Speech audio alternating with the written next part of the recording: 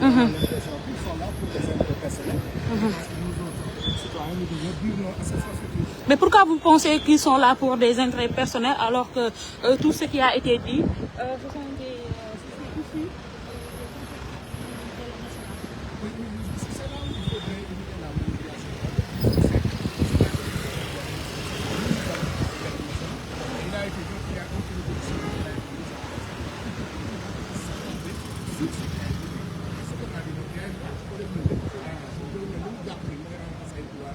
parce qu'aujourd'hui, je prends juste un exemple. On limite les pouvoirs du président de la République et du l'Assemblée. Mais on donne aussi à l'Assemblée la possibilité de faire tomber plusieurs fois le gouvernement. Je pense que nous sommes dans le système de pour permettre mais quand on parle aujourd'hui de la Il faut venir ici. c'est pour quoi faire. Donc nous, nous pensons qu'il faudrait juste que les gens puissent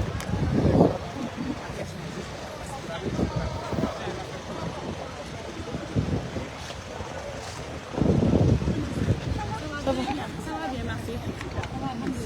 ça va bien. Kii sàmm.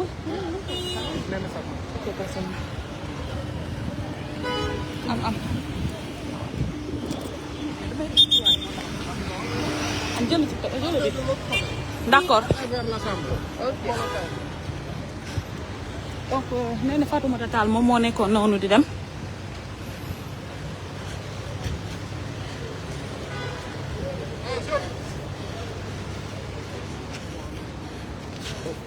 kaay.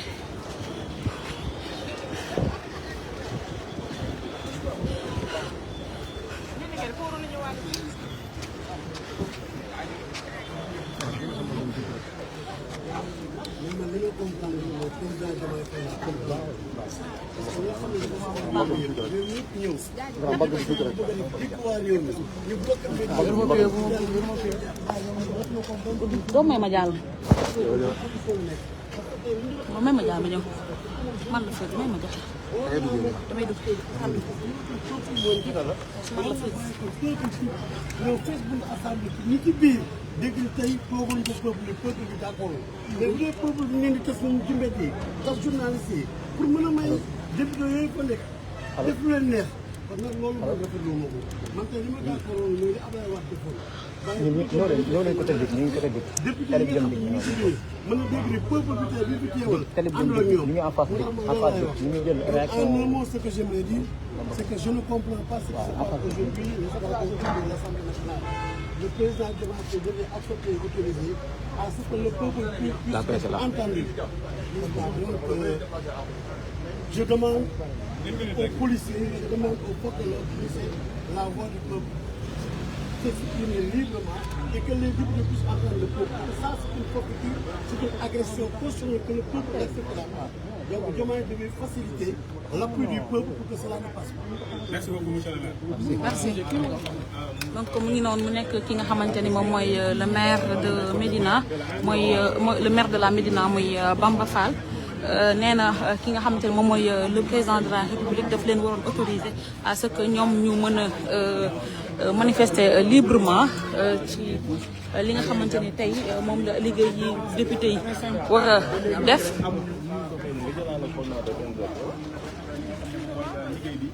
C'est très difficile mais nag kii bi bu kii mën nga tàllal nii rek dugal su soree doo am suñu problème. nee na kon ñu jaar nii kon ñu jéem a jaar noonu rek mais pour dire que donc ñu ngi fii ki nga xamante ni moom mooy côté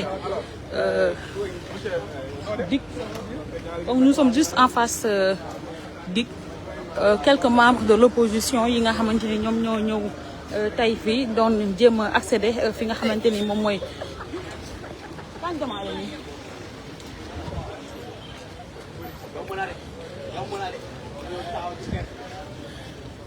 doon jéem a ñëw fii nga xamante ne moom mooy assemblée nationale ñu police bloqué leen.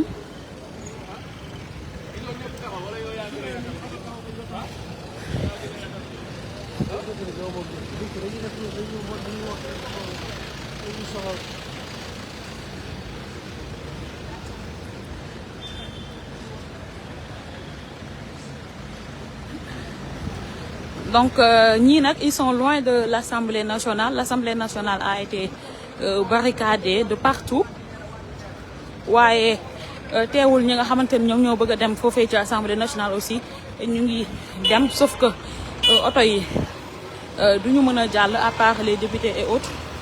Donc là y a Néné Fatoumata Tall.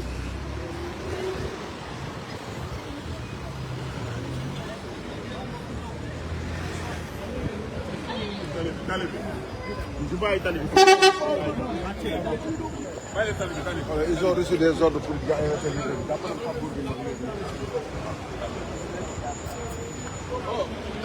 C'est important de. boy.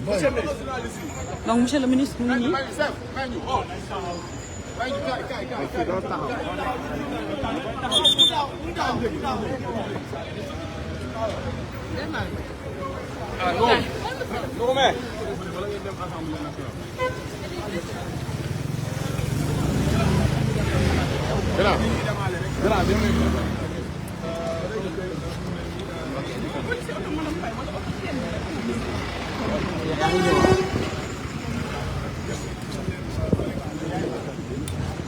rassemblement bu yaatu mooy sa teewaay fekkee ne mën nga wane ginnaaw waaw nañ la Ndiabou Kanaara man ak yow alors tournel tuuti la société ok donc ñu def nii rek benn une minute rek waaw alors Birame boo da ngay tourner face aux caméras alors Birame Faye yow yaay directeur des structures bu APR tey yaa ngi ñëw ànd ak Néné Fatoumata Tall ak yeneen délégation teewal fi APR ngeen fi teewal. APR lañ fi teewal. Sénégal lañ fi teewal réew mi lañ fi teewal askan wi lañ fi teewal citoyen bëgg justice bëgg démocratie bëgg république lañ fi teewal ndax lii xew tey ci réew mi lu jéggi dayoo la loo xam ne du dëgg du yoon mënuñ jël kon ñu constitution ñu koy réviser biir assemblée nationale dafa nekk si une majorité mécanique bu ñu représenter le peuple lu mel ni saa yi moo am ci réew mi dañ koy waxtaanee mu am consensus mu jaar référendum mu jaar dialogue jaar ay discussion inclusive mais li ñuy def tey c'est du forcing te peuple bi dañuy jóg doon benn pour dire non li fi xew duñu ko nangu moo ñu fi indi moo tax Sénégal yëpp jóg ñoo tey assemblée nationale dëkk baa ngi fi dell te luñ ci bañul bañ maa ngi fi ak madame le ministre Néné Fatoumata Tall maa ngi fi ak notre camarade DG Mamadou Kassé président du conseil départemental de Tamba maa ngi fi ak Yakhya aussi bokk CCR maa ngi fi aussi ak Barou Kane le responsable APR pour nos Brazzaville donc dañ fi ñëw ñu ñëpp tey Sénégalais yi FDR société opposition bi toutes les forces vives de la nation pour dire non à ce qui est en train de se passer aujourd'hui au niveau de l'Assemblée nationale. Alors, Birame Faye, vous êtes le directeur des structures de l'APR. Votre présence ici aux alentours de l'Assemblée nationale, parce que vous n'êtes pas encore, vous n'avez pas accès encore à l'Assemblée nationale. Bon, à l'Assemblée, on a le droit d'assister, peut-être de ne pas participer. Donc, vous nous dites, si nous quittons ces lieux, nous allons directement au niveau de l'Assemblée nationale. Donc, nous sommes là dans le cadre d'une très forte délégation, avec toutes les forces vives de la nation, l'opposition, le FDR, la société, les syndicats, en tout cas tous les Sénégalais qui font de justice, de démocratie et de la République. Nous sommes là pour dire non à ce qui est en train de se passer aujourd'hui au niveau de l'Assemblée nationale. C'est inédit, c'est une grande première au Sénégal, c'est extrêmement grave, c'est extrêmement dangereux. Et tous les Sénégalais et toutes les Sénégalais doivent se lever pour dire non. Une révision constitutionnelle au niveau de l'Assemblée nationale, ça ne peut pas engager le peuple sénégalais. La conscience et la nation. Une situation pareille exige un référendum, exige quand même des discussions inclusives, exige un dialogue approfondi, ce qui n'est pas le cas. Donc nous sommes là pour dire non à ce qui est en train de se faire dans l'Assemblée nationale.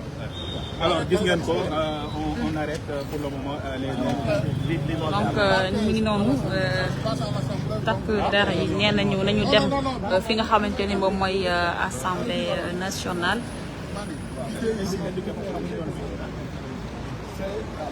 Mamadou Kassé mu ngi noonu ak Néné Fatoumata Tall ak Birame.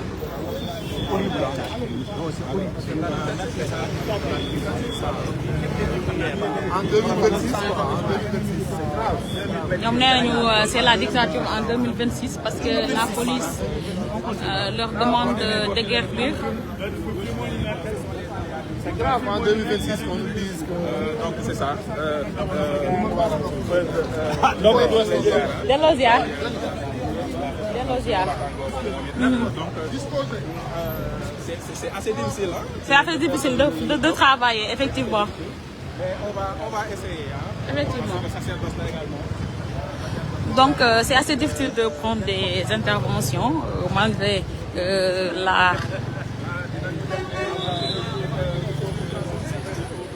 la présence de quelques membres de l'opposition. Donc, par rapport ak li ñu annoncé woon démb donc yaakaaroon nañ ni que tey fii day fees dell mais donc comme ni ngeen ko gisee nii dans les images juste 10 personnes yi nga xamante ne nii peut-être ñoom ñoo ñëwagum mais certainement si kanam tuuti incha allah dinañu peut-être dinañu ñëw par rapport ak ñi nga xamante ni ñëpp ñoom ñoo woote woon tey appel à manifester devant les locaux. non non dama nekk ci directement si loo ne na si jàmm donc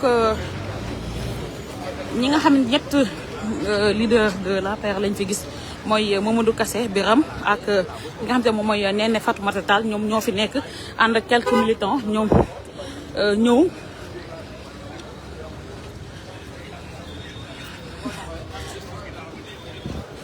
donc force de défense et de sécurité yi mayuñu leen benn yoon pour que ñu mën a exprimer wu ñu ngi nii di dox nee nañ dañuy dem fi nga xamante ne moom mooy assemblée nationale reste à savoir si ils auront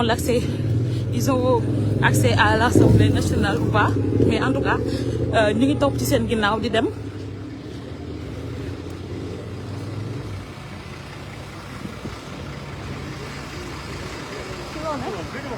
yaa ngi si jàmm. ça va. yaa ngi ci ànd rek. gis nga de.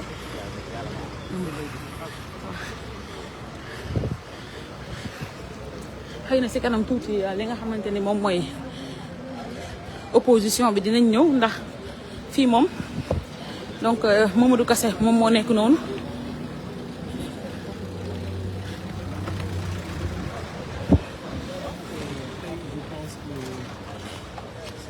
moytu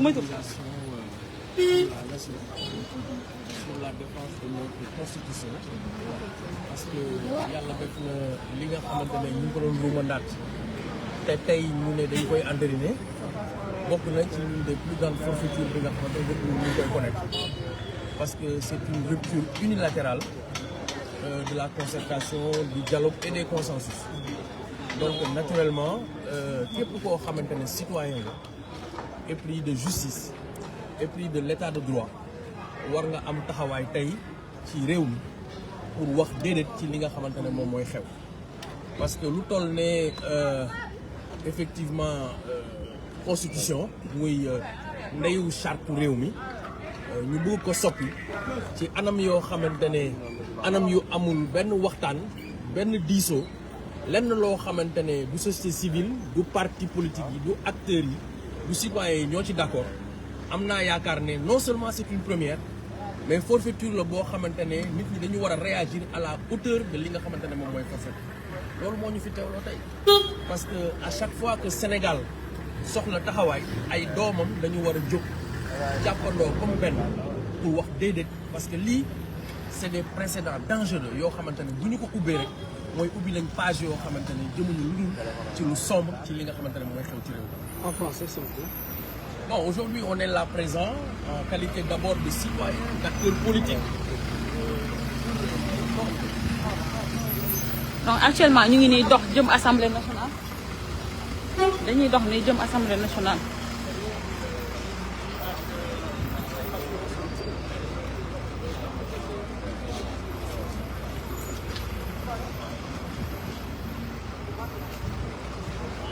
nguy gaawal.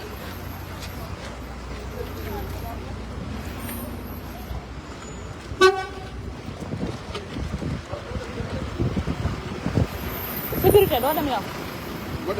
doo dem sécuriser sa leader yi nga bàyyi leen noonu ak takk der yi.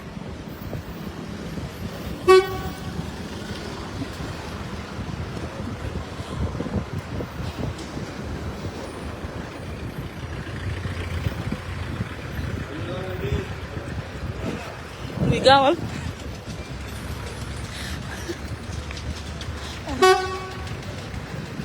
kaay gaaw.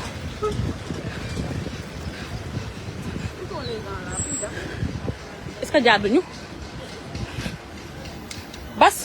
na ko mu dañoo jaadu nii wala.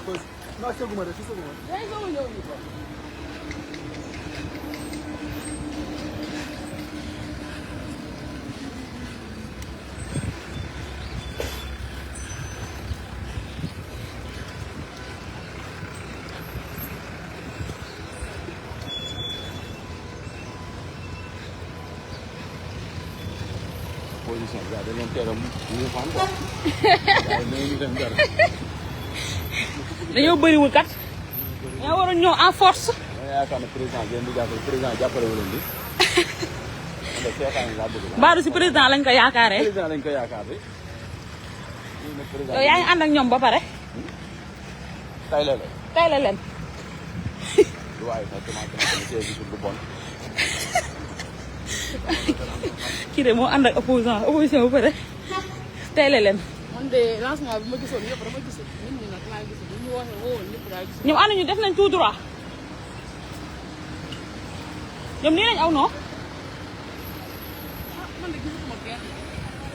ana nit ñi. dama wane sa carte d'identité waa ana nit ñi ana ñi nga àndal yow. an seen mbokk.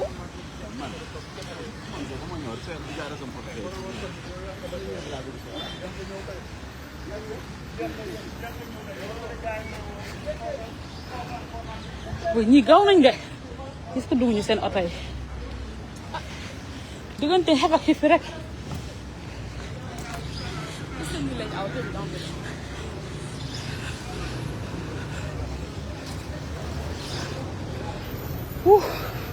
voilà biram kii yoo ngi nii xamal aj ko Mame Mbaye ana sa gaay non non ministre yi. waaw bàyyi nga leen ginnaaw. ah ginnaaw lañ ñoom ñëw ñu nii. ñëpp a gis a ginnaaw. non non ñoom ñi lañ awoon pour ñëw fii. yéen seegul yow da nga leen romb. ah ma lay daw. kenn ñëw yëpp. moom boo duggee doo am matière.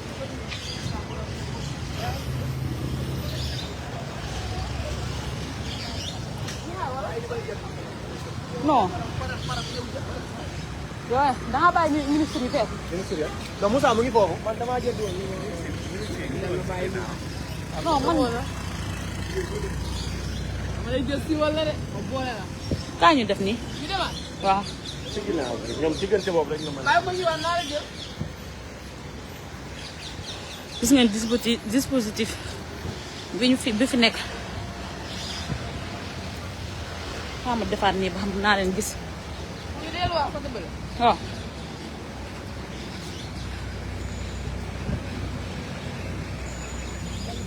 ah. jaadu. non ñun jàlloon nañ bu yàgg. non non ñun jàll nañ bu yàgg. ça va naka mu. ça va. waaw.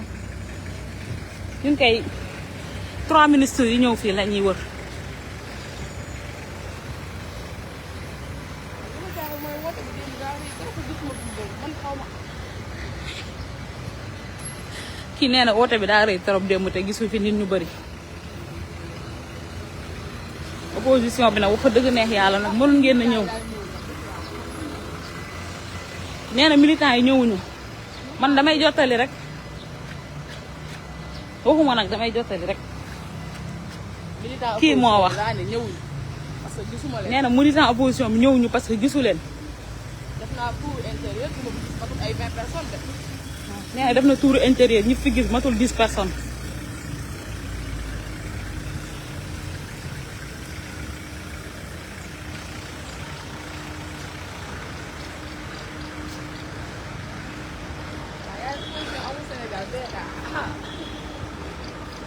ah xanaa ñoom ñooy. xam nga li may seen.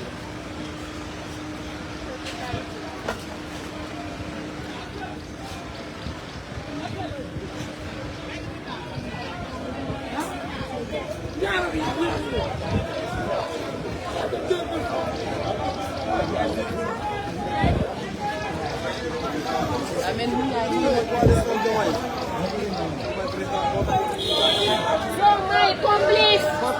Asel naka mu.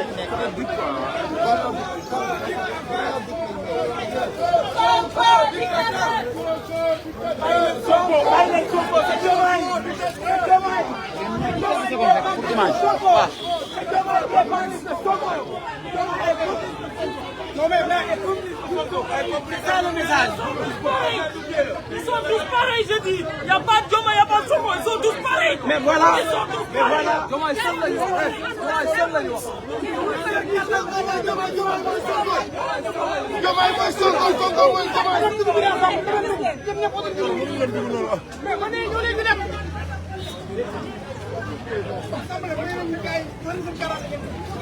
Obligation légale la sax loolu ku mu neex dem nag.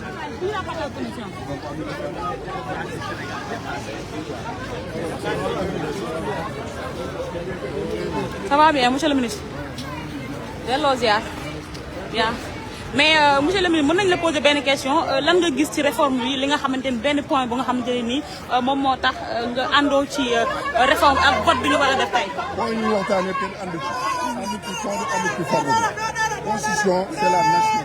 mënoo ko réviser te jaaroo référendum. mënoo ko réviser te defoo dialogue bu xóot. mënoo ko réviser te amoo une démarche participative et inclusive. te li xew nii nag day mel ni président da ci ànd.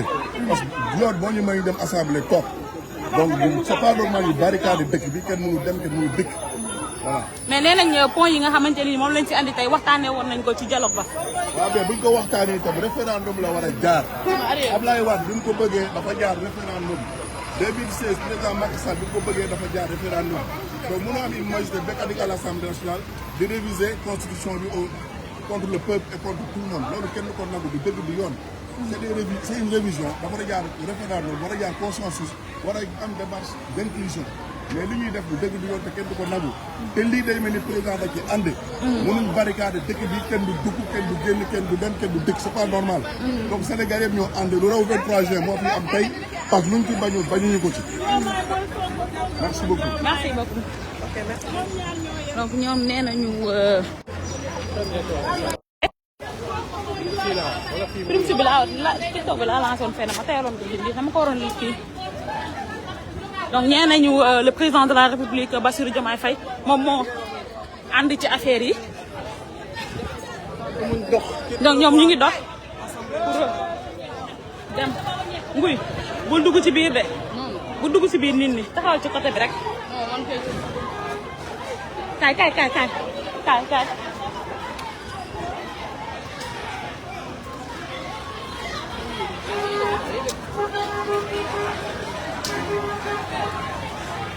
tey mu neex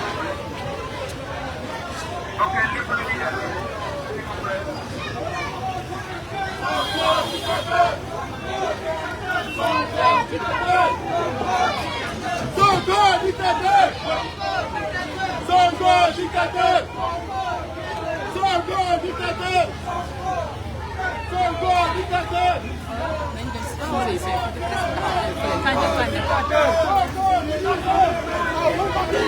dama gaaw